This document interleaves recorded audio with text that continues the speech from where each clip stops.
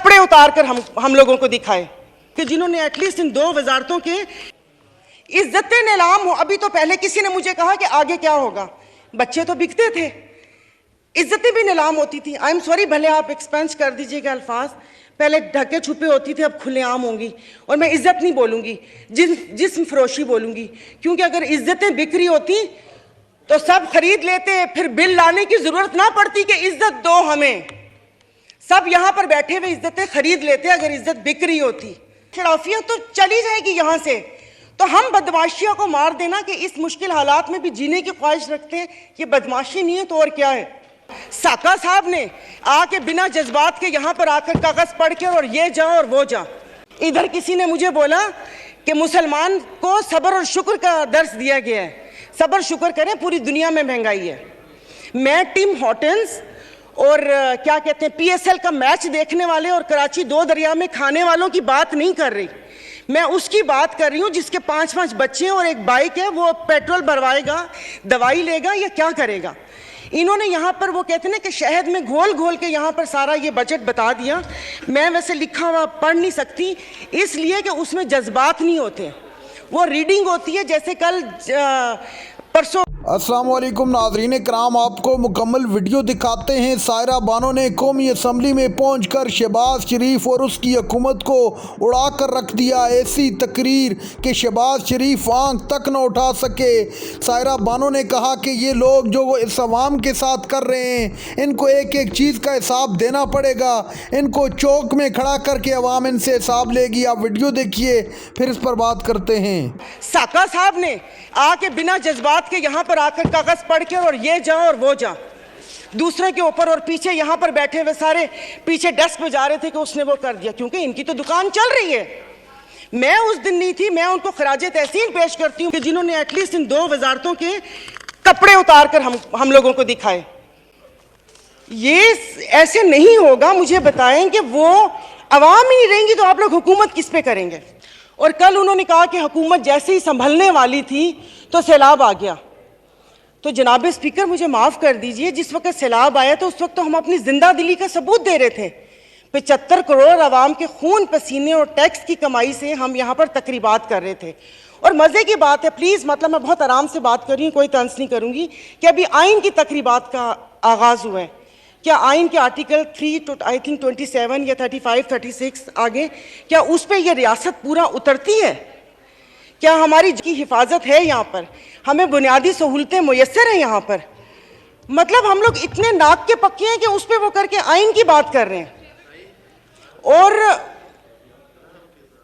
ये हालात इस नहज तक ना पहुंचाएं कि हम अपनी बड़ों की कुर्बानियों को बेफजूल समझें, क्योंकि गोरे से तो लेके रहेंगे पाकिस्तान, ये नारे लगाकर हमने आज़ादी तो ले ली, अब मैं किससे आज़ादी मांगूं? क्या गोश्त खाने के लिए हमने आज़ादी मांगी थी कि खुला गोश्त यहाँ पर खाने को मिल जाए? उसके अलावा तो कुछ भी नहीं है। और मुझे माफ़ कर दीजिएगा कि उस कश्मीर वाले दिन में यहाँ पर ना वज़ीर आज़म थे, ना वज़ीर ख़ारजा थे, ना दिफा मिनिस्टर थे, और ये यहाँ पर कश्मीर का वो हो रहा था। और जो मोदी की कहानी सुना रहे थे, मुझे तो एक सेकंड के लिए, मैं तो उस वक्त आई थी, मैं समझी कि आप शायद यहाँ के हालात सुना रहे हैं। मुल्क को पता नहीं आप लोगों ने कहां से कहां पहुंचा दिया। जनाब स्पीकर, ये ऐसी बात करते हैं यहां पर। अब मैं, सायरा बानो नाम है, एक्टिंग भी बहुत अच्छी करती हूं। इन सब की आवाज के साथ इनको इनका कोरम याद दिलाऊंगी। पर 5 दिन लगातार आप करो तो हलाल। 2 हफ्ते पहले, 1 हफ्ते में 4 खुदकुशी हुई है। और मैं इस ऐवान के सामने कहती हूँ कि ठीक है, मेरे हस्बैंड वेल ऑफ हैं, बट मैं एक मिडिल क्लास फैमिली से हूँ। मेरे भाई ने परसों मुझे मैसेज किया और उसने बोला कि दुआ करोगे मैं मर जाऊं। और वो सिर्फ एक मेरा भाई नहीं है, मैं पूरे अपने जो भाई जिनका राब्ता मुझसे नहीं है, मैं उनकी मैं बात कर रही हूँ। जनाब स्पीकर, कल मैं गई थी, वो जिस बंदे ने 4 टमाटर और 4 आलू लेकर 400 उसके पास नहीं थे, उसने पर्स निकाला, मैं शर्म से गड़ के मर गई। आप लोगों ने मुश्किल करनी है तो आप V8 और बड़ी बड़ी ग्रैंड क्रूजर को 500 लीटर पेट्रोल देना। गरीब को आप दवाइयां, तो वो दवाई नहीं मिलती। सरकारी अस्पताल का आपने हाल देख लिया। मैं प्लीज आप मार दें, आप प्लीज मार दें। ये मेरी बहन पीछे बैठी हो तो पीछे ही बैठी रहो, अगली दफा की टिकट नहीं मिलेगी अगर ज्यादा। अब इनके दिमाग मिली नहीं उन लोगों से, इनके भूसा भरा हुआ दिमाग में, शराफियत तो चली जाएगी यहाँ से। तो हम बदमाशियों को मार देना कि इस मुश्किल हालात में भी जीने की ख्वाहिश रखते हैं, ये बदमाशी नहीं है तो और क्या है।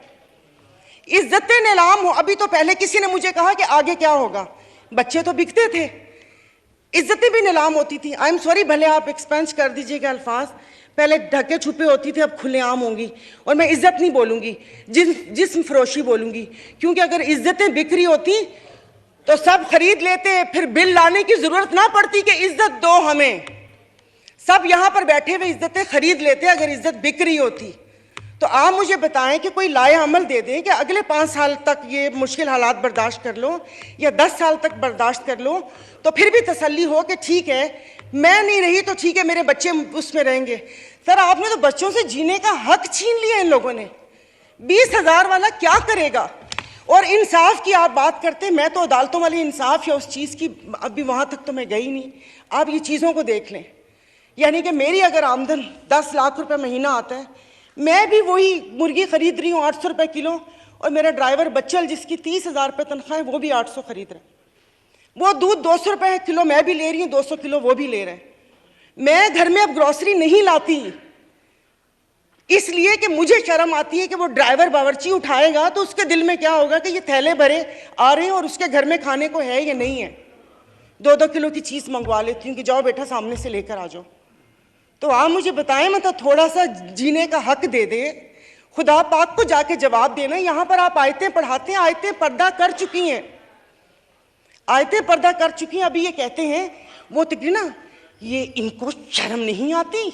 शायद मैं रात को रोई हूँ, अल्लाह पाक ने मेरी दुआ सुन ली। पता चला वो पिछले थे मैसेजेस ना, जब वो यहाँ पर बैठा करते थे। अब सब कुछ जायज़ है, सब कुछ हलाल है।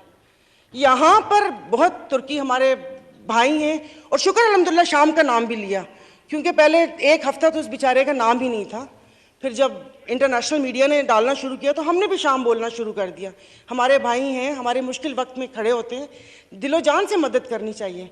वहाँ पर जाने के लिए उतावले थे, कभी कहाँ तबाही आई हुई, उस दिन कोई पहुँचता है, उस दिन कोई पहुँचता जाए तो तब कि आप अपनी वेल्थ में से, जैसे ये भाई ने बोला कि हम लोगों से तो ले ली तनख्वाह, अवाम से भी वो दे दिया, अवाम के पास है जो अवाम डोनेशन देगी, वहां पर अल्लाह पाक उनकी मदद करेगा। और वो रियासत माँ जैसी है उनके हुक्म। नाजरीन कराम, आपने वीडियो देखी, सायरा बानो ने पूरे ऐवान को हिला कर रख दिया। सायरा बानो ने कहा कि ये जो लोग इस वक्त हुकूमत की पॉलिसियां बना रहे हैं उनको गरीब का कोई एहसास नहीं है। गरीब के लिए 2 वक्त का खाना मुश्किल होकर रह गया है। ये अवाम के पास किस मुंह से जाएंगे, इनको एक एक चीज़ का जवाब देना पड़ेगा।